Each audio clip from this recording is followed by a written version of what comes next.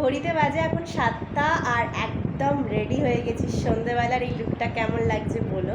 সবাই রেডি হয়ে গেছি। আসলে খুব টায়ার্ড ছিলাম, আর তারপর দুপুরবেলা সমুদ্রের জলে এতটাই ঝাঁপাঝাঁপি করেছি, সবাই ঘুমিয়ে পড়েছিলাম। 6টার পর ঘুম থেকে উঠে চা বিস্কুট খেয়ে এখন আমরা বেরোচ্ছি, ব্রিজে যাব। ওখান থেকে আমাদের হোটেল থেকে জাস্ট মিনিট 5-এরই দূরত্ব।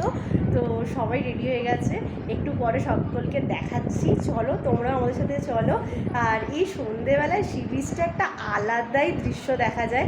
আমরা বছর 3 আগে পুরী এসেছিলাম, তারপরে এখন আবার এলাম। অনেক রকম চেঞ্জ হয়ে গেছে, তো তোমাদের সাথেও সেই চেঞ্জেসটা তুলে ধরার চেষ্টা করব, দেখতে থাকো।